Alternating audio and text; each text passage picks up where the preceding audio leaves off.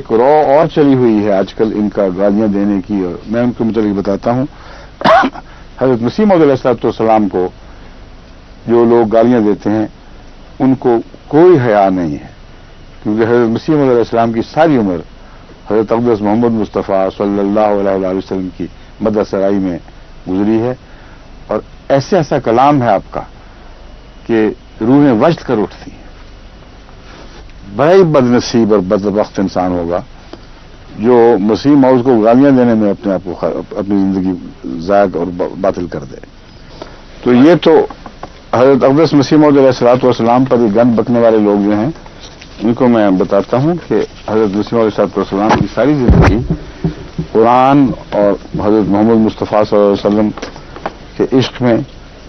اور اللہ تعالیٰ کی ہم سرائی میں صرف ہوئی ہے۔ جو خدا کی محبت میں آپ کے دل سے جو ابلتے ہوئے چشمے پھوٹے ہیں وہ آپ کی نثر کے کلام میں بھی اور نظم کے کلام میں بھی ایک لاسانی مقام رکھتے ہیں۔ حضرت رسول اکرم صلی اللہ علیہ وسلم کی مدح میں جو آپ نے گیت گائے ہیں، جو تحریریں لکھی ہیں، جو عربی میں، فارسی میں، اردو میں، نظم و نثر میں جس بے حد والہانہ اور پاک محبت کا اظہار کیا ہے، اس کی کوئی مثال آپ دوسری دنیا میں کسی مذہب کسی فرقے سے نکال کے دکھا نہیں سکتے۔ آج بھی یہ سارے شاعر سر جوڑ کے بیٹھیں تو اس کلام کا ثانی پیش نہیں کر سکتے جو حضرت مسیح موعود علیہ السلام کے دل سے اللہ تعالیٰ کی تائید کے ساتھ حضرت صلی اللہ علیہ وسلم کے عشق میں پھوٹا ہے۔ اور پھر اردو میں بھی اور عربی میں بھی اور فارسی میں بھی، اور بعض جو تحریریں ہیں نظم و نثر کی ان کو پڑھ کے غیر احمدی علماء نے اور غیر احمدی چوٹی کے اس زمانے کے مشاہیر نے حیرت انگیز وجد کا اظہار کیا۔ کہتے ہیں کہ یہ کلام ایسا ہے جس سے روح وجد میں آ جاتی ہے۔ ایسے شخص کے پیچھے تم گندی گالیاں لے کے پڑ گئے ہو، اسے نعوذ باللہ من ذالک گستاخ رسول قرار دیتے ہو، کوئی تقوی کوئی خوف نہیں ہے۔ دراصل تم اس انجام سے بے خبر ہو جو پہلے انبیاء کے مخالفین کا انجام ہوا تھا، ان قرآن کریم کے حوالوں سے نابلد ہو، تمہیں علم ہی نہیں شاید کہ قرآن کریم اس طرز عمل کو کیا قرار دیتا ہے۔ اس لیے میں چند آیتیں آپ کے سامنے رکھ دیتا ہوں، آگے آپ کی مرضی ہے، استغفار کریں، توبہ کریں، یا اس انجام کو پہنچنے کا فیصلہ کر بیٹھے ہیں جو ایسے لوگوں کا ہوا کرتا ہے، تو پھر آپ کی مرضی۔ اس دنیا میں بھی آپ کے لیے ذلت و رسوائی لازم ہوگی، اور آخرت میں جو مقدر ہے وہ تو ہے ہی۔ اللہ تعالیٰ فرماتا ہے الرعد آیت 33، وَلَقَدْ أَعُوذُ بِاللَّهِ مِنَ الشَّيْطَانِ الرَّجِيمِ بسم اللہ الرحمن الرحیم وَلَقَدِ اسْتُهْزِئَ بِرُسُلٍ مِّن قَبْلِكَ فَأَمْلَيْتُ لِلَّذِينَ كَفَرُوا ثُمَّ أَخَذْتُهُمْ فَكَيْفَ كَانَ عِقَابِ۔ اور اے محمد تجھ سے پہلے بھی تو استہزاء کیا گیا تھا میرے رسولوں کے ساتھ، بس وہ لوگ جنہوں نے انکار کیا تھا انہیں کچھ عرصے کے لیے میں نے ڈھیل دی، مگر پھر میں نے انہیں پکڑ لیا، اور دیکھو میری کیسی سخت پکڑ تھی۔ وہ پکڑ کیسی سخت تھی جو خدا کی طرف سے آئی تھی۔ یہ وہ ہے قرآن کریم کا انذار۔ اگر ان سے بے خبر تھے، ان کو خیال نہیں آتا پاک لوگوں کی تجدید کرنے کی کوشش میں، تو میں یاد دلا دیتا ہوں وَلَقَدِ اسْتُهْزِئَ بِرُسُلٍ مِّن قَبْلِكَ وَحَاقَ بِالَّذِينَ سَخِرُوا مِنْهُم مَّا كَانُوا بِهِ يَسْتَهْزِئُونَ۔ اور تجھ سے پہلے جو رسول گزرے ہیں ان سے بھی ہنسی کی گئی تھی، نتیجہ یہ ہوا کہ ان میں سے جنہوں نے ہنسی کی تھی انہیں اسی عذاب نے آ گھیرا جس سے وہ ہنسی کر رہے تھے۔ جونکر صاحب کو میں یہ بھی ابھی سب دنیا کو گواہ بنا کر بتا دیتا ہوں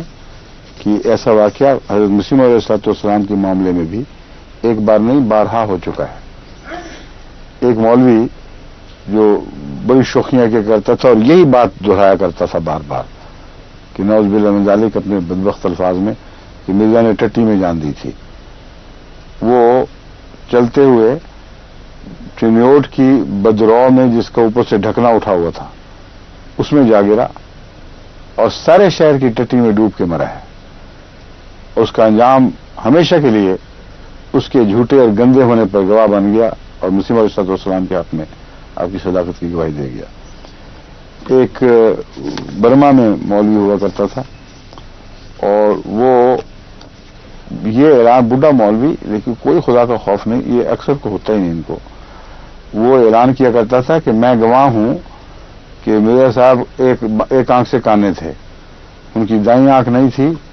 بائیں آنکھ تھی صرف، اور جو دجال کانے کی خبر دی گئی ہے یہ وہی شخص تھا۔ حلف اٹھا کے رسول کے ممبر سے یہ اعلان کیا کرتا تھا۔ ہمارے احمدی جو وہاں تھے، بعض مظلوم بہت کمزور، بڑا ان کا دل کرتا تھا، آخر انہوں نے دعا کی کہ اللہ تو ہی ہے جو اس بدبخت کو پکڑے۔ چنانچہ وہ ایک دفعہ اس کی دائیں آنکھ میں تکلیف ہوئی، وہ ڈاکٹر کے پاس دوائی دلوانے گیا، وہاں ایک دوائی ہوا کرتی تھی کاسٹک سوڈا، وہ بھی اس کو کوئی محلول اس کا آنکھ میں ڈالا کرتے تھے،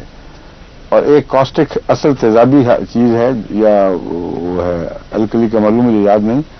لیکن بہت ہی خطرناک اور تیز زہر ہے جو آنکھ وغیرہ کو ایک دم گھولا دیتا ہے فوراً۔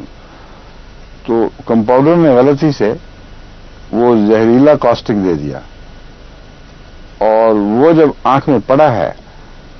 تو یوں آنکھ پگھلی ہے اس کے زیر اثر سے، اس قدر چیخیں ماری ہیں مولوی نے کہ اس کہتے ہیں کہ اس کی طرف اس وقت دیکھی نہیں جاتی تھی، مگر جو کچھ کرنا تھا ڈاکٹر نے کیا، اس آنکھ کو بچا نہیں سکے، اس کی وجہ وہ گڑا پڑ گیا، اور ہمیشہ کے لیے وہ اس کانی آنکھ اس پر لعنت ڈالتی رہی، آخر وقت تک اسی آنکھ کے ساتھ مرا۔ تو یہ واقعات تو ہم نے بارہا دیکھے ہیں، اس کثرت سے ہیں کہ ان پر میرا خیال ہے اب وقت ہے کہ کتابیں لکھنی چاہیے، آج کل بھی مختلف زبانوں میں اس کے ترجمے کروانے چاہیے، اور ربوہ والے سن رہے ہیں، میں ان کو نصیحت کرتا ہوں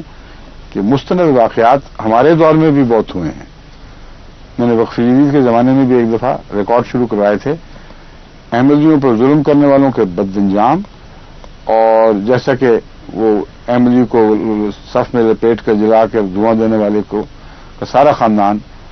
بس کے حادثے میں جل کے مرا ہے، اور اخباروں میں یہ سرخی چھپی کہ وہ جل کے مر گئے، حادثے کی ٹکر سے نہیں مرے بلکہ آگ سے مرے ہیں۔ ایسے واقعات اس کثرت سے موجود ہیں جن کی سند موجود ہے۔ میں نے تو اس زمانے میں مجھے یاد ہے کہ آدمی بھجوا کر غیر احمدی جو اس زمانے کے اس علاقے کے بڑے بڑے لوگ تھے ان سے بھی تصدیقیں کروائی تھیں، شاید وہ ریکارڈ وقف جدید میں محفوظ ہو، اگر وہ مل جائے، ورنہ اس کے علاوہ بھی بہت پھیلا پڑا ہے۔ جماعت پاکستان کو چاہیے کہ اب وہ سارے واقعات نکال کر ان کو شائع کرے، تاکہ کچھ جو شریف النفس لوگ ہیں ہر جگہ ان کو ہدایت ہو، ان کو خدا کا خوف پیدا ہو، کیونکہ انبیاء جو خدا کی طرف سے آتے ہیں، خواہ وہ غیر شرعی ہوں خواہ وہ امتی ہوں، ان کی بنیادی حیثیت نبی ہی کی ہے، اور اس پہلو سے اللہ ان کی غیرت دکھاتا ہے۔ ان کے مخالفین کو جہاں ذلتناک اور عبرتناک انجام تک پہنچاتا ہے، وہاں ان کی تائید کرنے والوں اور مظلوموں کے حق میں بڑے بڑے نشان بھی دکھاتا ہے۔ یہ ساری باتیں اب ہمیں جلد از جلد بہت بڑی کتاب کی صورت میں نہیں بلکہ چند مختلف چھوٹے درمیانے سائز کی کتابوں کی صورت میں شائع کرنی چاہیے،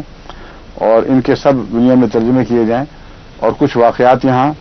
اس پہ ٹیلی ویژن پر مختلف زبانوں میں پڑھ کے بھی سنائے جائیں۔ پھر اللہ تعالیٰ فرماتا ہے وَمَا يَأْتِيهِم مِّن نَبِيٍّ إِلَّا كَانُوا بِهِ يَسْتَهْزِئُونَ، ایسے لوگ ہیں کہ جب بھی ان کے پاس نبی آئے ضرور تمسخر کرتے ہیں۔ یا حسرتاً علی العباد ما یاتیہم من رسول الا کانوا بہ یستہزئون، کیسی حسرت ہے ان بندوں پر، انسانوں پر، کبھی ان کے پاس کوئی رسول نہیں آیا مگر ضرور اس سے تمسخر کیا گیا ہے، کہ متمسخر کرتے رہے ہیں۔ وما یاتیہم من رسول الا کانوا بہ یستہزئون، کبھی بھی رسول ان کے پاس نہیں آتا مگر یہ اس سے تمسخر کرتے ہیں۔ کذالک نسلکہ فی قلوب المجرمین، ہم اسی طرح مجرموں کے دل میں یہ بد کرداری اور یہ بد رجحان راسخ کر دیتے ہیں تاکہ ان کا گند خوب اچھل کر باہر آئے۔ اور بھی بہت سی آیات ہیں جن میں یہی مضمون ملتا ہے۔ اس میں جونکر صاحب جو کچھ یہ چیز ہیں ان کو بھی اور ان کے حوالے سے دوسرے ایسے علماء کو جو گند اچھالنے سے باز نہیں آ رہا ہے، میں نصیحت کرتا ہوں کہ خدا کا خوف کریں اور رکیں، اور اللہ اور محمد رسول اللہ صلی اللہ علیہ وسلم و قرآن کی مدح میں حیرت انگیز روحوں کو وجد میں لانے والے نغمے الاپتے ہوئے بزرگ کے اوپر زبان کھولتے ہوئے خدا کا خوف کریں اور اللہ کے عذاب سے ڈریں۔ السلام علیکم ورحمۃ اللہ وبرکاتہ۔